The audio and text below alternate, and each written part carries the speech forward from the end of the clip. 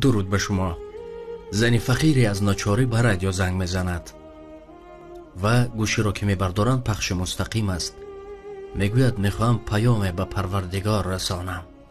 پیام میگذارم. مرد این گوش میکند و کاتبهش را فریاد میکند، میخواهد که مسخره کند این زن را. میگوید خرید کن گوشت، میده و چیده، هر چیز روزگار، بیبر به فلان سراغه به این زن بیده و بگو که این از شیطان است، از ابلیس. کاتبه وقتی که در زن را میکوبد، میبروید، همه چی را میدید، اینقدر خرسند میشود، اشک از چشمانش جاری میشود.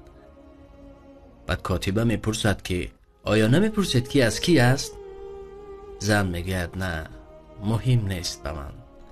وقتی پروردگار فرمان داد حتی شیطان خدمت میکند. لا اله الا الله.